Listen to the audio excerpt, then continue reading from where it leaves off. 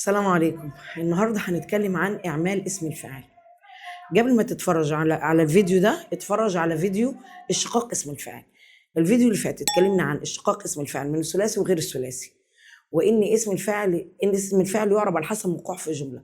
النهارده في الفيديو ده انا عايزه اسم الفاعل يعمل ويعرب اللي بعده. خلاص احنا عرفنا ان اسم الفاعل يعرب على حسب موقعه في الجمله. انا عايزه اسم الفاعل اقدر اعرب اللي بعده. يعني انا لحد السنه اللي فاتت كطالب في ثالثه اعدادي انا متعود اعرب اسم الفاعل بس حسب موقعه في الجمله. تيجي في اولى ثانوي اقول لك يلا نبدا نتعلم نعرب اللي بعد اسم الفاعل. طب انا ازاي اعرب اللي بعد اسم الفاعل؟ لما اسم الفاعل نفسه يعمل عمل الفعل. مش فاهمك؟ تعال بص معايا. انا الفعل عندي نضج، الرجل نضج عقله. الفعل النضج ده فعل ايه؟ فعل لازم. تمام؟ هجيب منه اسم الفاعل ناضج. انا عايزه اسم الفاعل ده يعمل. خليك فاكر انك لحد الترم اللي فات ترم تاني تالتة اعدادي انا كان ناضج اعرابه خبر، الرجل مبتدا، ناضج خبر مرفوع علامه رفعه الضمه. انا النهارده جاي اقول لك ازاي نعرب اللي بعده. انا عايزه اعرب اللي بعد اسم الفاعل. عشان تعرف تعرب اللي بعد اسم الفاعل لازم تعرف الفعل اللي جاي منه اسم الفاعل فعل لازم ولا متعدي. لقيت ان اسم الفاعل جاي من فعل لازم، يبقى اسم الفاعل اللي بعده هيعرف فاعل. طب ازاي يمس فاعل؟ ما توضحيلي. الفعل ناضج، اسم الفاعل منه ناضج، فهيعمل عمل فعله. هحط مكان ناضج الفعل بتاعه ينضج عقله. ايه اللي نضج؟ العقل. طب ليه ده فاعل ملهوش مفعول به؟ لان ده فعل لازم. تاني، انا عايزه اسم الفاعل عايزه اسم الفاعل اقدر اعرب اللي وراه. احنا لحد السنه اللي فاتت بنعرب اسم الفاعل على حسب موقعه في الجمله. السنه دي بقى في اولى ثانوي انا عايزه اعرب اللي بعده. طب ازاي اعرب اللي بعده؟ اول خطوه بص اذا كان الفعل ده لازم ولا متعدي. اذا كان الفعل لازم فانه يرفع فاعل فقط ولا ينصب مفعول به. طب برضو ازاي؟ يعني ازاي عقله فاعل وبعد ناضج؟ مش فاهمها. ازاي فاعل وجاب له اسم فاعل؟ ما انت هتحط مكان اسم الفعل بتاعه ينضج، وهتخليها جمله فعليه عاديه زي ما انت متعود، ينضج عقله. يبقى اسم الفاعل خليته يعمل عمل فعله. يعني حطيت كده بالقلم الرصاص كده وانا بعمل في مثالي، حطيت الفعل بتاعه فبيجي ينضج عقله. فعقله هنا ايه؟ فاعل مرفوع علامه رفع الضمه، والهاء ضمير بارز متصل مبني في محل جر مضاف اليه. طيب افرض كان عندي الفاعل متعدي، يعني زي الفعل يشكر، الرجل يشكر ربه. انا يشكر عايز اجيب منه اسم فاعل، هقول شاكر. طب يلا نمشي خطوتنا الاول، نمشي من ازاي اعرب على حسب موقع في الجمله. انا كنت بعلمك السنه اللي فاتت اقول لك يشكر، هات لي منه اسم فاعل، تقول لي شاكر يا مس. اقول لك ايه اعرب شاكر؟ تقول لي خبر يا مس، لان موقعه الرجل مبتدا وشاكر خبر. السنه دي انا عايزه اقول لك اعرب لي ربه. يعني انت خلاص عربناها على حسب موقعه في الجمله. طب اعرب لك ازاي ربه؟ اقول لك مشاكر اسم فاعل، تقول ماشي وانا استفدت ايه من اسم الفاعل؟ ما انت هتحط مكانه الفعل بتاعه يشكر، ما احنا هو جاي يعمل عمل فعله. امال هو ازاي هيعرب اللي بعده؟ هيعرب اللي بعده لما يعمل عمل فعله. فهيبقى يشكر ربه. مين اللي بيشكر ربه؟ الفعل ضمير بصيغه تقديره هو عائد على الرجل، يبقى يشكر هو ربه. يشكر هو ربه عشان ربه بيجت مفعول به، يعني الباء عليها فتحة. يشكر ربه مفعول به منصوب وعلامة نصب الفتحة، والهاء ضمير بارز متصل مبني في محل جر مضاف إليه. يبقى تاني أنا هجيب من الفعل اسم الفاعل، واسم الفاعل يعرب على حسب موقعه في الجملة. وبعد ما تعرب على حسب موقعه في الجملة بقلمك كده هتحط مكان اسم فاعل الفعل بتاعه، وتقرا جمله عادي وتقول يشكر ربه، يشكر ربه. يبقى رباه مفعول به لان الفاعل ضمير مستتر تقديره هو. اسم الفاعل يسمى الفاعل والمفعول به المعمول بتاعه. مش فاهمك. ده عقله عشان فاعل يسمى معمول اسم الفاعل. يعني ايه معمول باسم الفاعل؟ يعني اللي الفاعل اشتغل وقدر يعربه. اشتغل وعمل الفاعل، اسم الفاعل اشتغل عمل الفعل وقدر يعربه، ادي معنى معموله. فده اسمه معموله وربه معموله، فيسمى الفاعل اللي هو عقله وربه معمول اسم الفاعل. وديني قلت لك يعني ايه معموله؟ يعني الكلمه اللي قدر اسم الفاعل يعربها. طب امتى قدر يعربها؟ لما انت خليته يعمل عمل الفعل. طب هو السؤال، هو امتى اسم الفاعل يعمل عمل الفعل؟ يعني انا اول ما الاقي اسم فاعل اروح اقول على طول اللي بعده اذا كان لازم ده فاعل، اذا كان الفعل متعدي ده في فاعل ومفعول به. يعني كده الامور ماشيه كده بالساهل؟ اسم الفاعل بيعرب اللي بعده كده بمنتهى السهوله؟ لا، في شروط. علشان اسم الفاعل يقدر يشتغل ويعمل ويعرب اللي وراه، سواء كان من فعل لازم او فعل متعدي، سواء اللي وراه فاعل او فاعل ومفعول به، في شروط عشان اخلي اسم الفاعل يعمل عمل فعله. طيب يا ترى ايه شروط اسم الفاعل؟ اسم الفاعل على شكلين او على حالتين. في حالتين عشان يشتغل اسم الفاعل وتقدر تبقى شاطر وتعرف الكلمة اللي بعد اسم الفاعل، في شروط علشان اسم الفاعل يعمل وتحط مكانه الفعل وتقدر تعرف اللي بعده. اول حالة، افرض كان اسم الفاعل مقترن بالالف واللام يعمل بلا شروط. اسم الفاعل ان يكون مقترن بالالف واللام يعمل بلا شروط، سواء كان حال للمضارع ام للاستقبال ام للماضي. مش فاهمك. شايف المتقن؟ المتقن ده اسم فاعل من فعل غير ثلاثي. المتقن مضموم اوله مكسور قبل اخره، يبقى اسم فاعل من فعل غير ثلاثي. اتصل بايه؟ بالالف واللام. انا كده بالشكل ده ادام اسم فاعل جالك بالشكل ده ومتصل بالالف واللام، هيقدر يعرب اللي بعده كده. الحمد لله هو واخد بقى ايه؟ جواز سفر يسمح له يعمل كل حاجه بيه، يسافر اي حته بيه ادام اتصل بالالف واللام. يبقى هنا هيعمل عمل الفعل. يعني معنى كده ان اقول يتقن، معنى كده ان اسم الفاعل هيعمل عمل الفعل ويقدر نديله التصريح انه يعرب اللي بعده. مين اللي اداله التصريح ده؟ الالف واللام. وانه هو يدل على حال او استقبال او ماضي. يعني المتقن اسم الفاعل طول ما اتصل بالالف واللام، الجمله دي دلت على الماضي، دلت على المضارع، دلت على الحال او الاستقبال، هو بيعمل، هو جواز سفر وكده الحمد لله سامح له بالالف واللام. هنا اسم الفاعل اتصل بالالف واللام، وما دام اسم الفاعل اتصل بالالف واللام يعمل عمل فعله بلا شروط. مفيش شروط، هو خلاص عنده الحاجه اللي تمكنه انه يشتغل من غير اي حد ما يملى عليه شروط. ايه هي؟ الالف واللام.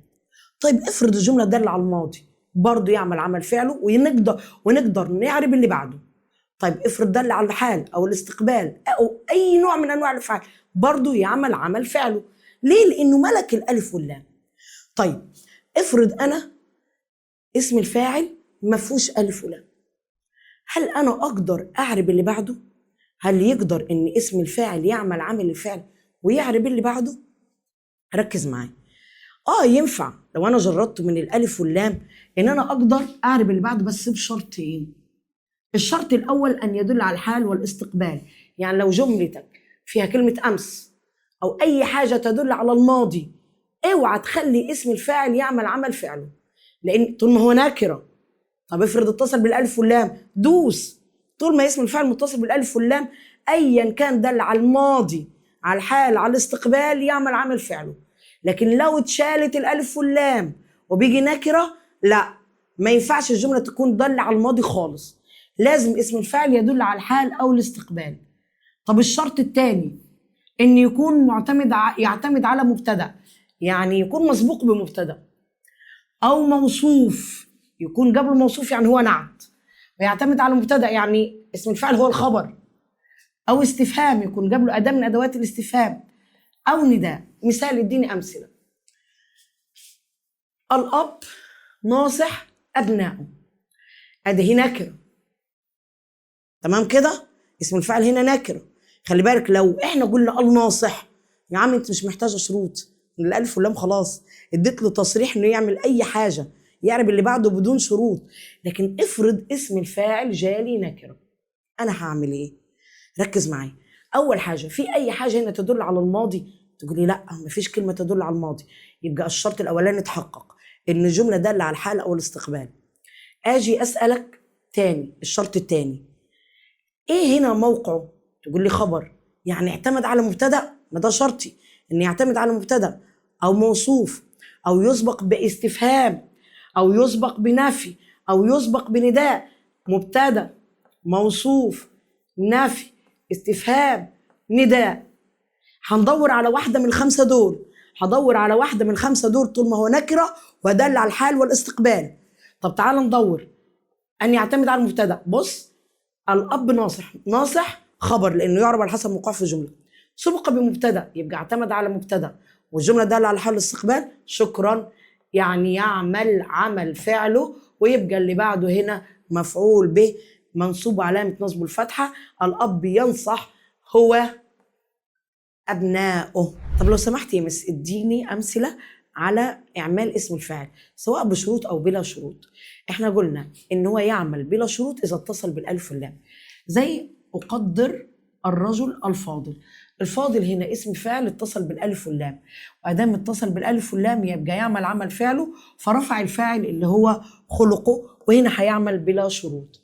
المثال الثاني، المتقن عمله ناجح. المتقن عمله، اسم الفاعل هنا المتقن من فعل غير ثلاثي اتصل بالالف واللام، يبقى يعمل عمل فعله. يتقن هو عمله، رفع فاعل اللي هو الضمير المستتر تقديره هو. كأني بقول ايه؟ يتقن هو، يتقن عمله، والفاعل ضمير مستتر تقديره هو،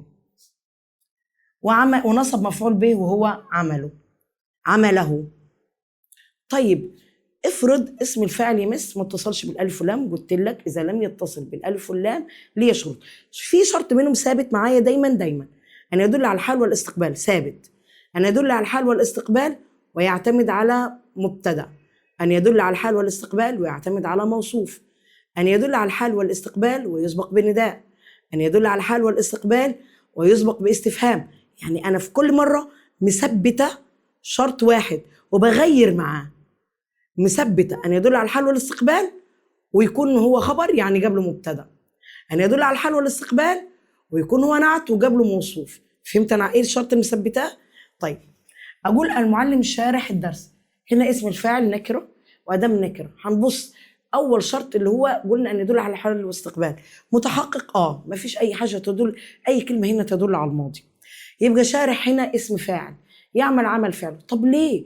ما انت قلتي اول شرط اتحقق انه يدل على الحال والاستقبال، فين شرطك الثاني اللي كل مره بتغيري منه؟ المعلم مبتدا، شارح خبر، يعني اعتمد على مبتدا، واحنا جايلين شرط ثابت منهم ان يدل على الحال والاستقبال، والشرط الثاني ان يكون هو يعتمد على المبتدا يعني هو خبر. يعني شارح هنا مجرد من الالف واللام. طب رفع، كاني بقول يشرح الدرس، والفاعل ضمير مستتر تقديره هو، فاعل رفع فاعل ضمير مستتر تقديره هو ونصب مفعول به لانه اعتمد على مبتدا وهو جي خبر. اعجبني رجل معطي الفقراء مالا، فين اسم الفاعل؟ معطي لانه جاي من فعل غير ثلاثي. طب ايه نوع الفعل اللي هو جاي منه؟ ده فعل متعدي المفعولين، خلي بالك، معطي اسم فاعل من فعل متعدي المفعولين، يعني الفقراء مفعول به اول ومالا مفعول به ثاني في حاله اعمال اسم الفاعل.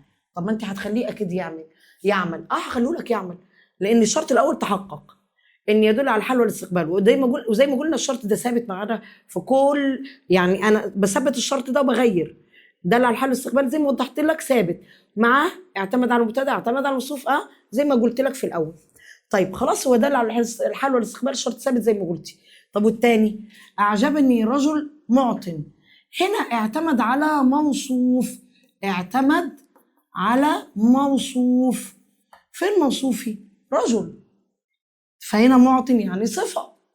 طب هيعمل اسم الفاعل؟ يعمل اسم الفاعل، يعمل عمل فعله؟ يعمل عمل فعله. طب ليه؟ ما هو ما فيش حاجه دل على الماضي، ده هنا الجمله دل على الحال والاستقبال. والشرط التاني تحقق ان هو اعتمد على موصوف اللي هو الرجل، فيعمل عمل فعله. كاني بقول يعطي الفقراء مالا، فهو الفاعل ضمير مستتر تقديره هو يعطي، هو الفقراء مفعول به اول ومالا مفعول به ثاني.